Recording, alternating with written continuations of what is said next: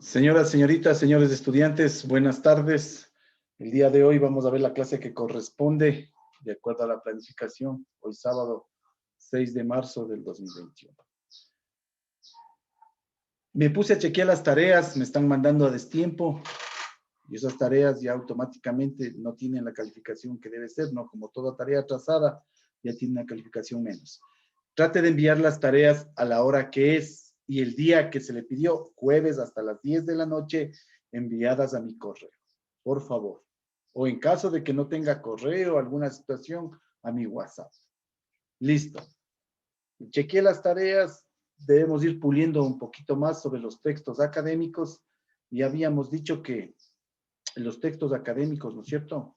Deben tener un cierto lenguaje formal, no digo técnico, pero sí formal, porque esos textos académicos generalmente va dirigido a un tribunal examinador, va dirigido a los docentes, entonces debe cuidar mucho al momento de redactar los textos académicos, si es que es un texto escrito. Y si es un texto oral, igual, tener cuidado en la pronunciación de cada una de las palabras, ¿sí? Con esto vamos al siguiente tema de clase, ¿no es cierto? Antes de ingresar a lo que está de acuerdo a la planificación, vamos a ver la descontextualización. ¿Qué es la descontextualización, no es cierto? Descontextualizar. Hoy en la actualidad está de moda, ¿no es cierto? Las noticias descontextualizadas, especialmente en redes sociales. Hay información descontextualizada, ¿sí? Información que a veces nos pone en tela de duda o nos pone a pensar en muchos aspectos, porque están fuera de contexto, y si no, pero si yo averigüé era así, pero no, acá está de diferente manera. Y nos crea esa incertidumbre al momento de tomar decisiones o al momento de referirnos a tal o cual tema. No, la descontextualización, perdón, se ha dado en todas las sociedades desde épocas muy antiguas, ¿sí?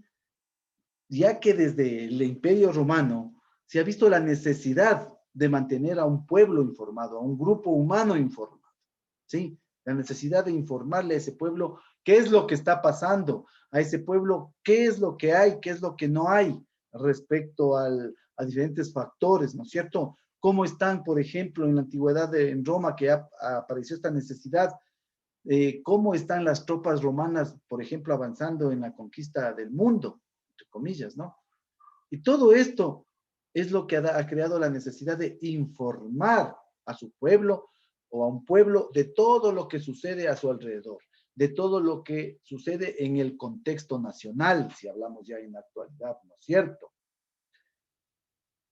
De esta necesidad, ¿sí? Sale la profesión del periodismo, las personas que se dedican a informar, ¿sí? El periodista es la persona que selecciona, organiza la información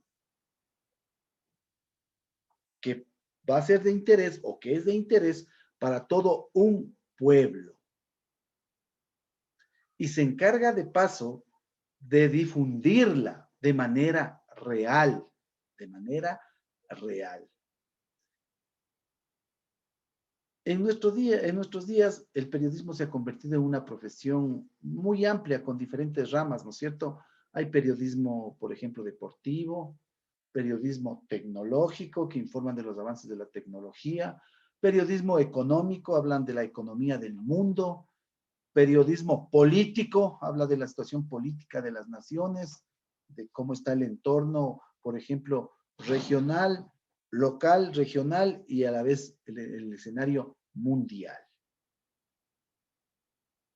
Pero lo que se ha visto tergiversado últimamente es la calidad ética con que los periodistas nos informan, ¿cierto? Con que los periodistas nos hacen llegar las noticias que está pasando. Desgraciadamente, en nuestro entorno, hemos palpado en carne propia que hay descontextualización de las noticias.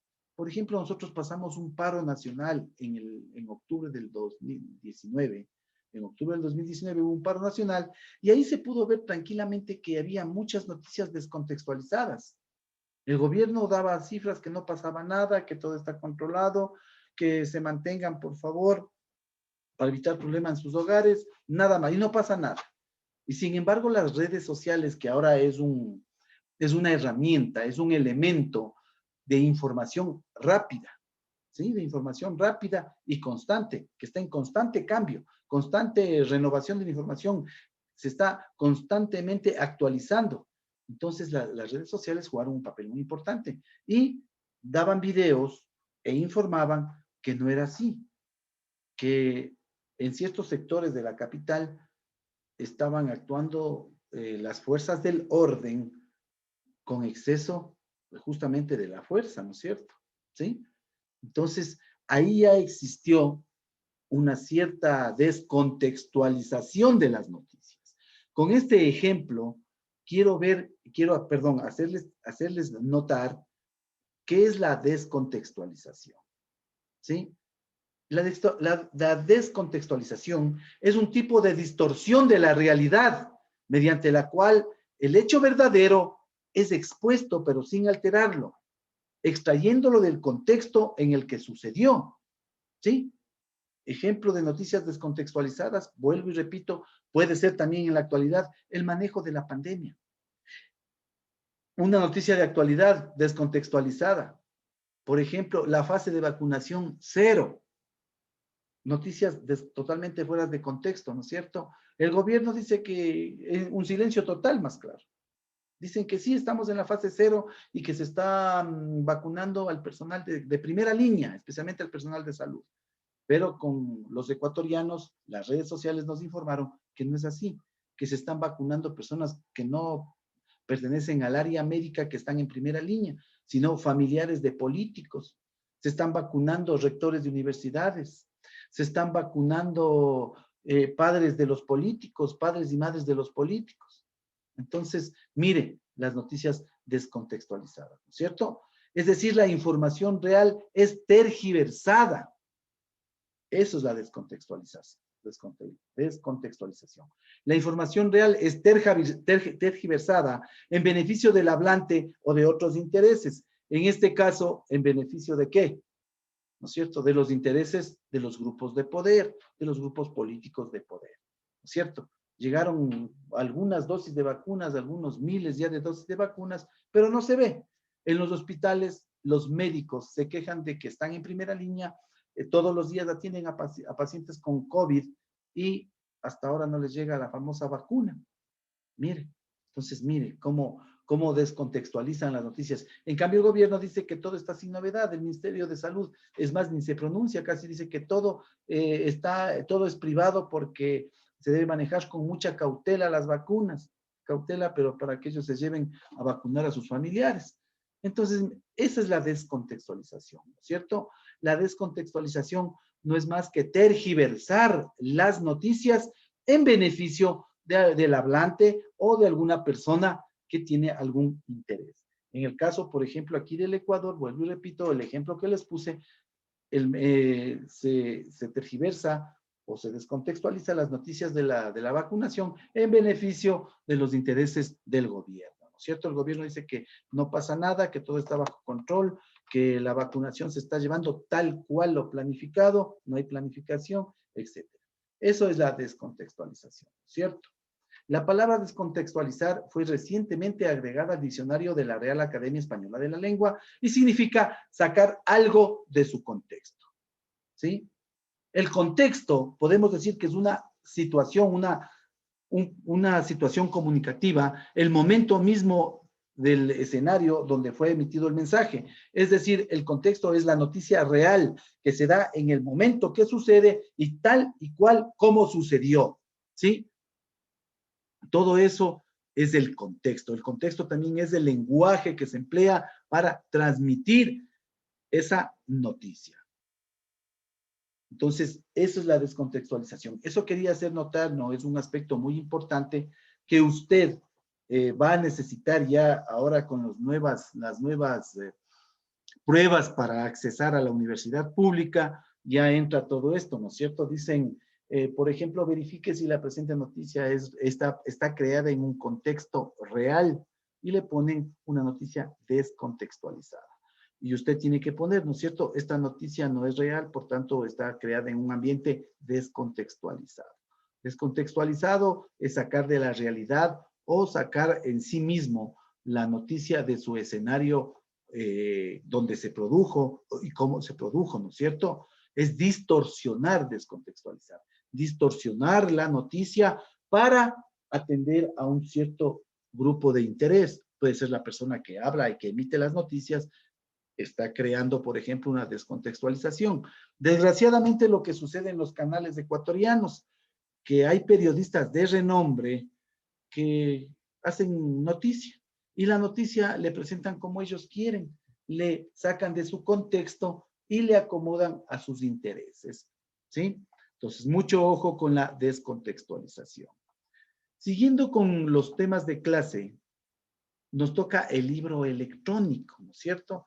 Nosotros ahora ya con el uso de las tecnologías de la información y comunicación, ya el libro físico está pasando a un segundo plano por muchas razones que a grosso modo ya las hemos visto, ¿no es cierto?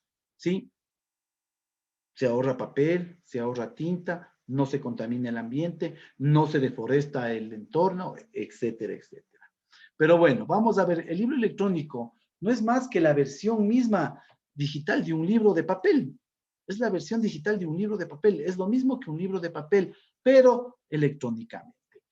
Este libro electrónico puede visualizarse siempre a través de un dispositivo digital, que puede ser una computadora, una tablet, ¿sí? Un celular inclusive. En la actualidad ya hay lectores de libros electrónicos, hay el iPad, entre otras cosas.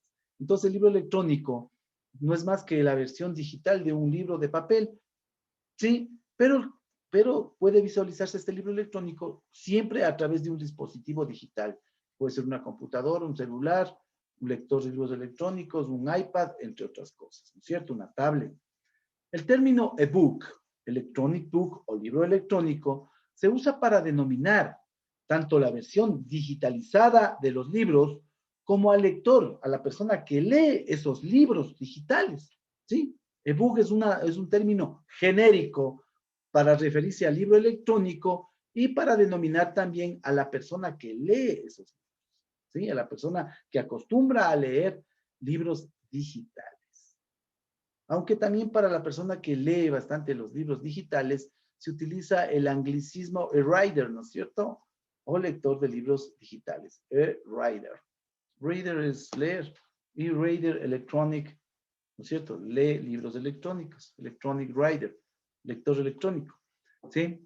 Le han dado esa terminología. Nosotros podemos conseguir los libros electrónicos en diferentes tiendas, ¿cierto? Podemos, inclusive en los buscadores normales en Google, Yahoo, etcétera, podemos buscar ya tiendas o buscamos librerías electrónicas donde usted ingresa y ve el catálogo de libros electrónicos que usted puede adquirir, ¿no es cierto?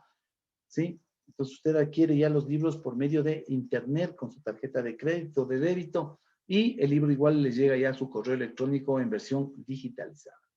¿Sí? Una de las más comunes que se utiliza es Amazon. Hasta ahora sigue siendo Amazon para comprar de todo un poco. Y también para comprar libros electrónicos, también Amazon se presta, es más fácil, más manejable esa plataforma, ¿no? ¿Sí? Los formatos que más se utilizan para los libros electrónicos son PDF, ¿no es cierto? PDF, pero hay otros más, ¿no es cierto? FB2, el DJBook, EPUB, entre otros. Son formatos que nos permiten o nos facilitan la lectura de los libros electrónicos. Existen muchas razones por lo que el libro electrónico puede llegar a ser más utilizado que el libro impreso, el libro físico, el libro, ¿no es cierto?, de papel. Sí, hay muchas razones a favor para que se utilice más libros electrónicos. Pero siempre existen los amantes, existimos, porque yo también me incluyo, los amantes de los libros físicos, de los libros de papel, que no pensamos lo mismo, ¿no es cierto? La relación que existe entre lector-libro es diferente. Usted ya está enseñado a coger su libro, subrayarle, volverle a leer, a releer, regresa a la página, etcétera, etcétera. Unos ya nos hemos vuelto amantes de la lectura, ¿cierto? Que pensamos que no hay como los libros físicos, porque así crecimos. Ventajas. Tenemos ventajas y desventajas de los libros electrónicos. Vamos a ver las ventajas de los libros electrónicos. La primera ventaja permitiría que los estudiantes ya no llevasen gran cantidad de peso en las mochilas, ¿no es cierto? Todos los días al colegio, porque tienen que llevar el libro de ciencias naturales, el de historia, el de lengua, por lo menos, ¿no? De ahí el otro día llevar el de química, etcétera, etcétera. Pero todos los días está con kilos de hojas. Entonces, la ventaja es que con los libros electrónicos, usted ya no lleva ese peso. Únicamente lleva su dispositivo electrónico donde está grabado sus libros que usted emplea en su proceso de enseñanza-aprendizaje. ¿Sí? Entonces, una de las ventajas es permitir que los estudiantes ya no lleven gran cantidad de peso en sus mochilas, lo que les genera fracturas, les genera daños en la columna vertebral, ¿no es cierto? Ventaja. Siguiente ventaja. Las bibliotecas y personas tendrían un fondo bibliográfico infinito, así es. La información que se encuentra en Internet, en la red, en el mundo, es infinita. Entonces, con las bibliotecas que tienen libros electrónicos o que se dedican a mantener libros electrónicos en sus memorias, tendrían un fondo bibliográfico, un fondo de libros infinito, muy grande, ¿sí?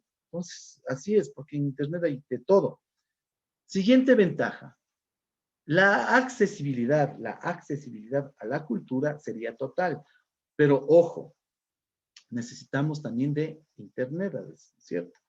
Si desgraciadamente en esta pandemia que vivimos hace un año, que estamos viviendo ya un año, se da clases virtuales, pero algunas escuelitas del área rural especialmente tienen que regresar a clases presenciales. ¿Por qué? Porque no hay conectividad. No hay los recursos tecnológicos para que puedan llevar su proceso de enseñanza-aprendizaje de una manera óptima, ¿no es cierto? Y lo mismo sucede con los libros electrónicos, ¿sí? Aquí dice una ventaja, la accesibilidad a la cultura sería total. Sí, estoy de acuerdo, pero si existiera o existiría la conectividad en todo el Ecuador, ¿no es cierto? Para que, como sabemos nosotros, hay libros gratuitos, especialmente de literatura ecuatoriana, hay libros de la Casa de la Cultura que son gratuitos, que usted puede bajarles a su dispositivo y leer. Sí, hay libros gratuitos, pero para eso debe tener conectividad a Internet. La siguiente ventaja, ¿no es cierto? La accesibilidad a la cultura sería total, que yo no comparto con esa ventaja. Siguiente ventaja. Millones de árboles dejarían de talarse si usásemos libros electrónicos. Así es. Si bien sabemos que el papel se fabrica a partir de las resinas de los árboles. Y si ya nosotros únicamente adoptamos los libros electrónicos, ya no habría objeto de destruir tanto arbolito o tanto espacio verde para hacer papel e imprimir los libros, ¿no es cierto? ¿Sí? Entonces, esta sí es una ventaja verde, una ventaja ecológica que yo le veo muy racional. El ahorrar recursos y cuidar la naturaleza, ¿sí?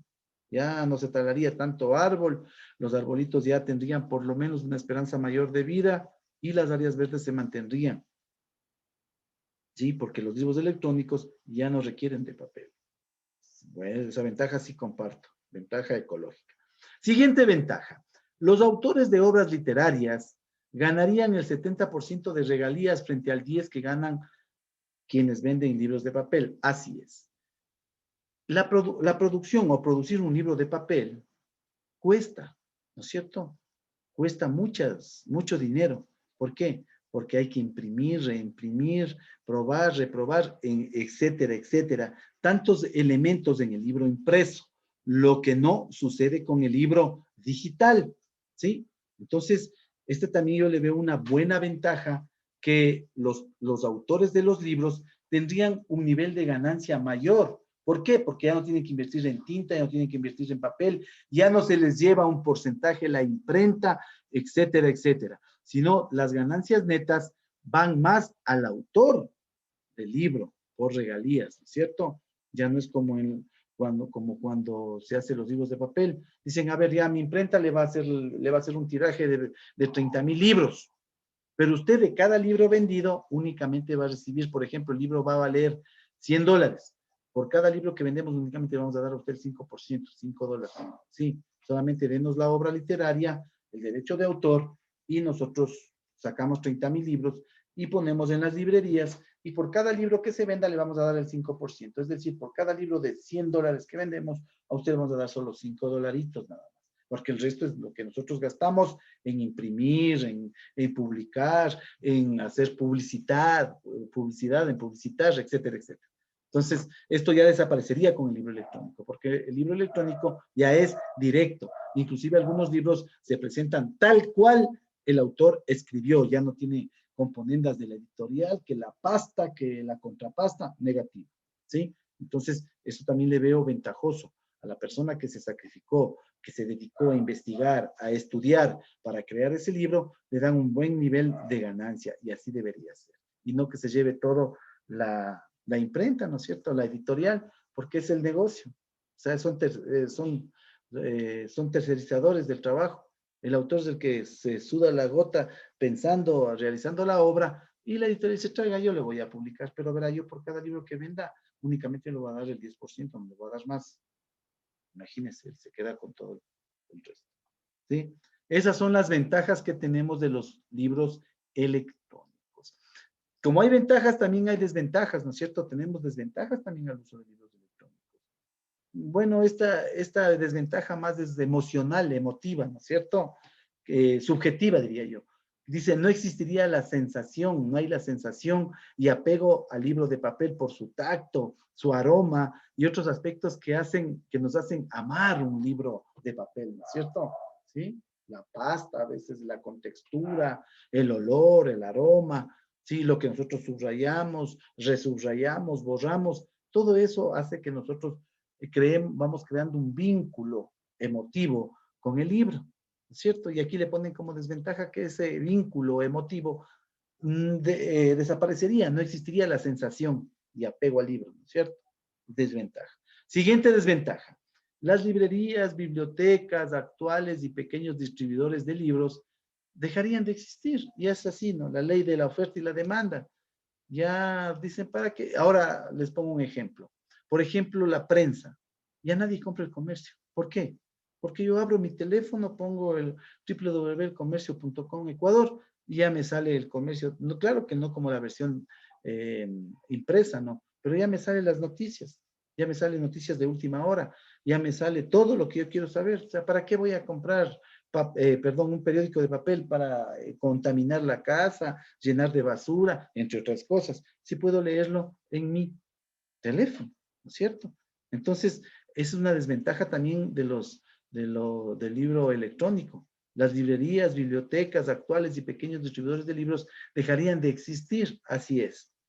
Y esto ya trae un problema económico, ¿no es cierto? Ya que se genera desempleo y las personas que llevaban un sustento diario con ese trabajo de librerías, bibliotecas, etcétera, ya no tendrían esa fuente de empleo, ya desaparecería esa fuente de empleo y ya no tienen esos ingresos familiares pobres, ¿sí? Siguiente desventaja. Comprar un dispositivo apropiado para libros digitales resulta siempre muy costoso. La tecnología cuesta. Por ejemplo, en la actualidad, yo una laptop, una computadora laptop, puedo conseguir por $300. Y un iPad para leer libros electrónicos, me vale igual $250. Imagínense.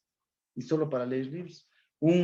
Porque hay también unos visores de libros que son como tablets, que son como para guardar los libros electrónicos, también están sobre los $200. Imagínense. ¿Sí? Entonces, esas son las desventajas, ¿no es cierto? La tecnología cuesta. Y la tecnología, aparte de eso, se deprecia más rápido. Por ejemplo, usted se compró un teléfono de Navidad. El último grito de la moda se compró casi $1,000. Vaya a ver al momento cuánto le dan por ese teléfono, porque hay otro teléfono que es más barato y con más opciones, con más acceso a la tecnología. ¿Sí? Entonces, mire, la tecnología se deprecia rápido y pierde su valor rapidísimo. Cuando recién sale un electrodoméstico, algún elemento tecnológico, sale muy costoso, ¿no es cierto? Pero pasa un mes, 2 meses, máximo 3 meses, ya su precio decae casi al 50%. Ese proceso de depreciación siempre sufre la tecnología. La tecnología es lo que más se deprecia, ¿sí? Pierde su valor con el tiempo, ¿sí? Entonces, ahí hemos visto ya el libro electrónico, ¿no es cierto? Cualquier duda, cualquier pregunta, por favor, me envían a mi WhatsApp. Con esto vamos a ver el siguiente punto, la novela realista hispanoamericana. ¿Por qué será llamar así, la novela realista? ¿No es cierto? Se llama realista porque nos habla de la realidad de un entorno social, de un determinado grupo humano. Por eso es novela realista. Hispanoamericana generalmente sí, porque son de las personas que hablamos español, ¿no? De Latinoamérica especialmente. Por eso es novela realista hispanoamericana. Y como principales exponentes tenemos a Juan Rulfo, Jorge Icaza, Ciro Alegría en Perú, ¿sí? Y vamos a ver por qué se llama esta novela realista, ¿ya? Dentro de la narrativa hispanoamericana, es decir, de las novelas hispanoamericanas, ¿sí? Experimentaron un gran auge en el siglo XX, es decir, en la década, perdón, desde 1900, ¿no es cierto? En las décadas de 1900, 1910, 1920, 1930, ¿ya? La narrativa hispanoamericana experimentó ahí, en esa época, un auge extraordinario. Y bajo este punto de vista, la novela se convierte en un medio para la búsqueda y la expresión de la identidad americana. Antes de esta época, del siglo XX, allá por 1900, llama la atención la ausencia casi total de novelas americanas. No había escritores americanos, ¿no es cierto? No había casi escritores americanos, ¿ya? Había ausencia total de novelas, existiendo lógicamente varias excepciones, ¿sí? Que llenaron en algo este vacío casi de 3 siglos. Por ejemplo, una de las primeras novelas latinoamericanas fue Periquillo Sarmiento, de Fernández de Lizarde, o algunas novelas románticas como María, de Jorge Isaac, Amalia, de José Mármol, Soledad, de Bartolomé Miltre, que son novelas más románticas, ¿no? Por eso tienen nombre de mujer. O Esther, de Miguel Cané. Son algunas de las novelas que comenzaron a salir a principios del siglo XX, ¿no es cierto? Allá por 1910, 1915, 1920 más o menos. La novela hispanoamericana se divide en 2 etapas que se pueden distinguir claramente, ¿no es cierto? Hay 2 etapas de la novela hispanoamericana.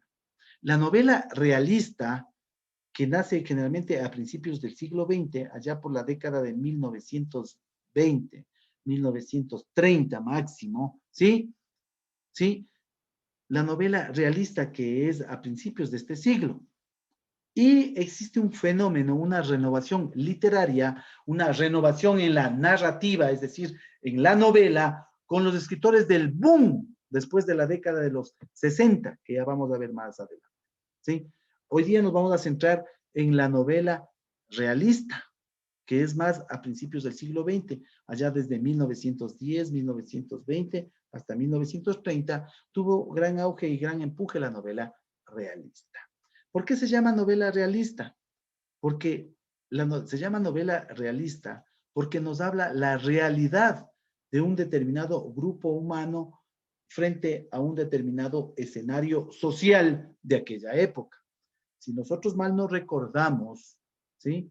La revolución liberal, 1900, ¿no es cierto?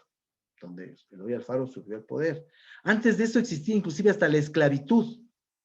Sí, allá por 1890, 1885, existía la esclavitud todavía aquí en Latinoamérica y en el Ecuador, que no es la excepción.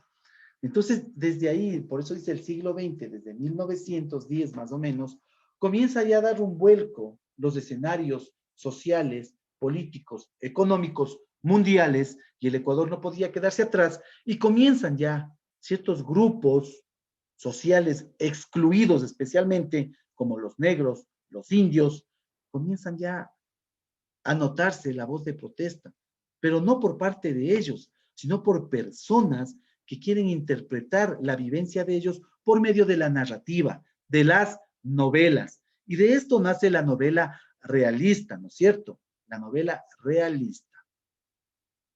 La temática de la novela realista podemos clasificarla en tres grandes grupos: novela de la tierra, novela indigenista y novela de la Revolución Mexicana. Tres grandes novelas eh, realistas le podemos dividir, ¿no es cierto? Podemos clasificarla por temática la novela realista en tres grandes grupos: novela de la tierra, novela indigenista y novela de la Revolución Mexicana. ¿Sí? Novela de la Revolución Mexicana. Novela de la tierra. ¿De qué nos habla la novela de la tierra? El tema común de esta novela suele ser el intento del hombre por dominar la naturaleza. Sí, la novela de la tierra nos habla que el hombre quiere someter a la naturaleza a su gusto, someter a la naturaleza a que cumpla sus deseos y que él viva a plenitud en la naturaleza, ¿cierto? Sí, y siempre la naturaleza generalmente acababa con la derrota de este hombre. Así es, de eso nos habla la novela de la tierra. Entre estas novelas tenemos La Vorágine, por ejemplo, de José Eustacio Rivera, ¿sí? La Vorágine, que nos habla de la época del caucho por allá en Colombia, ¿no?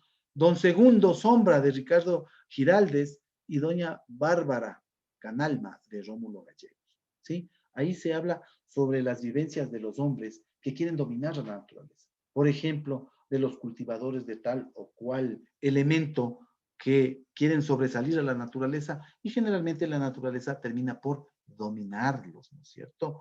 ¿Sí? Ya que es muy fuerte los ambientes donde se generan estas aventuras o esta narrativa. Sí, los escenarios son selváticos, donde el hombre quiere sobreponerse a la naturaleza, pero no puede. Eso se conoce como novela de la tierra. Luego tenemos la novela de la Revolución Mexicana. Viene la novela indigenista, pero dejémosle al último la novela indigenista, ¿no? Vamos con la novela de la Revolución Mexicana, que también la Revolución Mexicana fue a principios, ¿no es cierto?, del siglo XX, allá por 1900. Estas novelas de la Revolución Mexicana, más que novelas, son de carácter testimonial, es decir, nos van narrando los sucesos reales de la Revolución Mexicana, de la revolución que realizó México por obtener, por ejemplo, su liderazgo de hegemonía política, ¿sí? Y tiene un estilo realista, sin adornos, es melodramático y con un lenguaje cercano al reportaje periodístico. Así es, porque está narrando hechos reales que se dieron, ¿sí?, en México, ¿no es cierto? Una revolución, la Revolución Mexicana.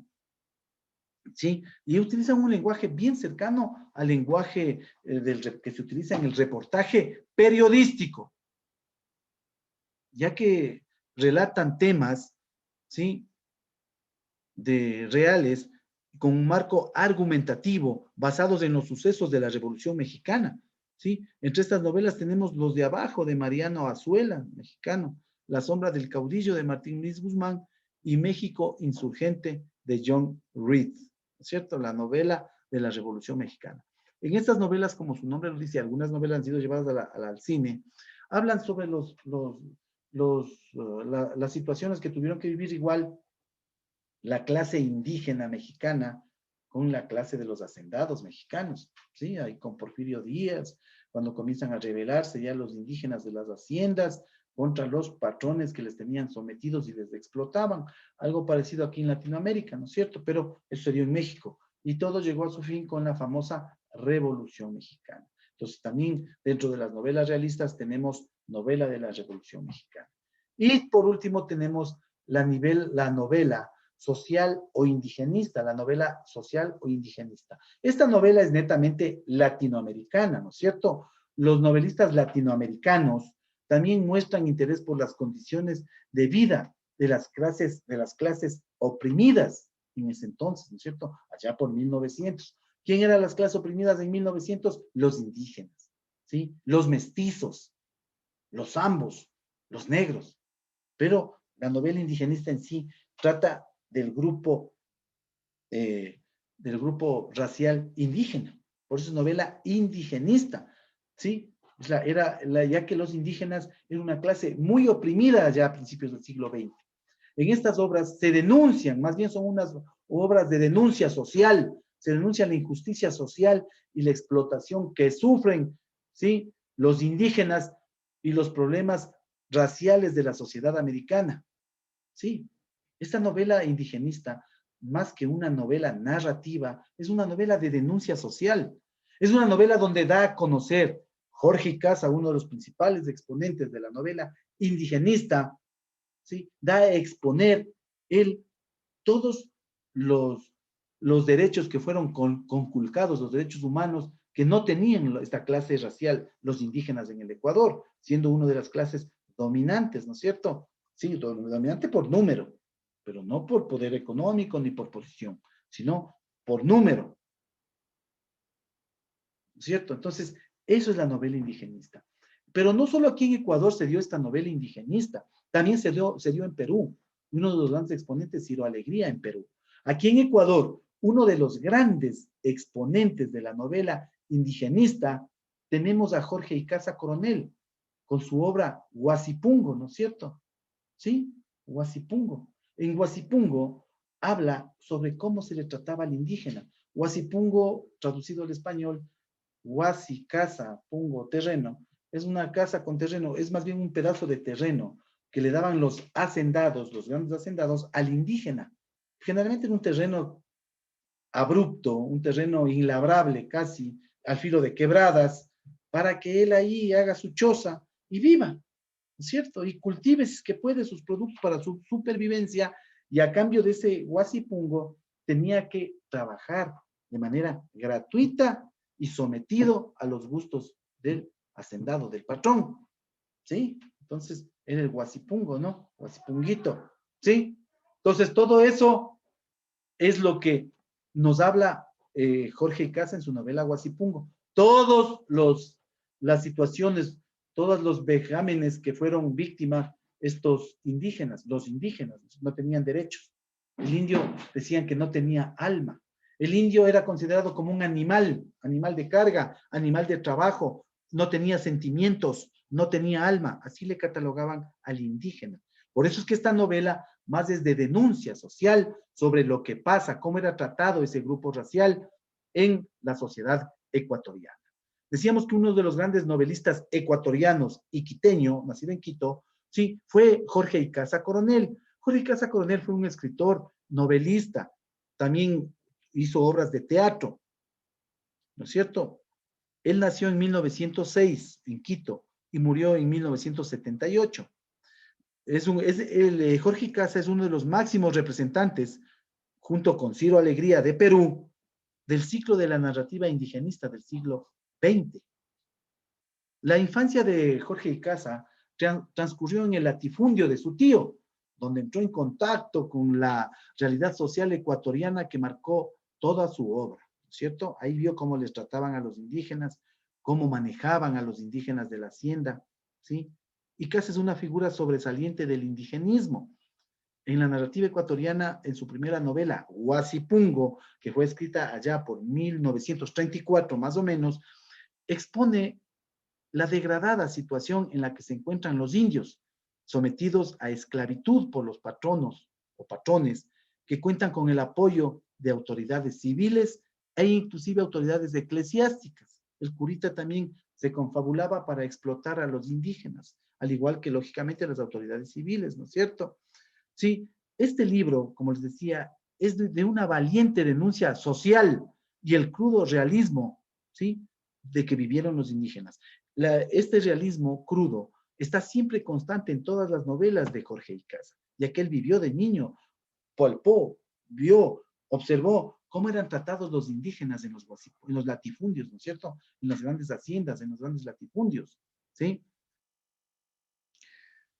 Huasipungo se ha convertido en una obra fundamental en el conocimiento de los estudiantes de la corriente indigenista, de cómo vivían en ese entonces, ¿no es cierto? En la actualidad, la persona que no ha leído Huasipungo no ha leído cómo eran tratados los indígenas Y no hablamos de hace muchos años, ¿no? Hablamos del siglo XX, hablamos de por allá 1910, 1915, 1920, 1930. Cómo eran tratados en las haciendas los indígenas, como animales de carga, animales de trabajo, sin sentimientos, eran vejados, ¿sí? Entonces, todo esto es lo que nos trae la novela realista hispanoamericana, perdón, y en especial la novela realista en el Ecuador, con uno de los grandes exponentes, Jorge Icaza Coronel. Con eso hemos visto ya, estudiantes, todo lo referente a lo que es la novela realista hispanoamericana, ¿no es cierto? Nos faltó Juan Rulfo. Bueno, Juan Rulfo, así como conocimiento general. Juan Rulfo nació en Saluya, en Jalisco, en México, en 1918, por allá, 1918. Quedó muy pronto huérfano, trabajó en el Departamento de Inmigración, ¿sí? En su país recibió el Premio Nacional de Literatura, aunque es posterior a la Revolución Mexicana, pertenece a la novela de la post-revolución. ¿Sí? Es un mexicano que también le gustó bastante hablar sobre el realismo de las clases sociales en ese entonces, allá en México, ¿no? Por eso se le nombra a veces al señor Juan Rulfo. Y es un literato que tiene unas obras excelentes a nivel de literatura latinoamericana, especialmente hispanoamericana. Con esto, señoras, señoritas, señores, hemos llegado al final de la clase. La tarea que se les manda, ¿no es cierto?, es leer un capítulo de Guasipungo. Por favor, lea el capítulo, lea, analice y resúmame el primer capítulo de Guasipungo. ¿Sí? Es un capítulo nada más. No digo léame el libro. Es un capítulo de Guasipungo. Para que vaya viendo qué tipo de lenguaje expresan en este tipo de novela realista o novela realista indigenista. Generalmente el lenguaje que se emplea es el lenguaje propio de los indígenas, ¿no es cierto? De los indígenas de la serranía, del páramo, donde existen muchos vicios de dicción, muchos quichuismos, mezclamos el español con el quichua, nacen los quichuismos, por ejemplo, el guagua, el shungo, arraray, achachay, atatay, quichuismos, ¿no es cierto? Entonces, todo eso quiero que usted observe y haga la tarea que está ya en la matriz de planificación y hasta el día jueves 10 de la noche, ya debe estar en mi correo esa tarea. ¿Alguna duda? ¿Alguna situación que los estudiantes quieran saber? Por favor, me escribe, ¿no es cierto? Me escribe a mi WhatsApp contándome el problema, la situación problemática que tiene y le damos solución. Entonces tiene que leer el primer capítulo de Guasipungo. Guasipungo puede bajarse de internet también, ¿sí? De Jorge Icaza Coronel, Guasipungo. Verán que yo los resúmenes de Guasipungo ya me he leído toditos de internet. Entonces, ya sé cuándo es un resumen, ¿sí? Sacado o extraído de internet. Puede hacer que de ahí salgan preguntas para la evaluación. Preguntas, dudas, señoras, señoritas, señores estudiantes, estaremos en contacto. Con esto hemos culminado la clase correspondiente a hoy, sábado 6 de marzo. Cual, espero sus tareas a tiempo. Por favor, envía a tiempo las tareas. ¿Sí? Cualquier duda, cualquier situación problemática, estoy para servirles en mi WhatsApp. Que tengan una buena tarde, señoras, señoritas, señores.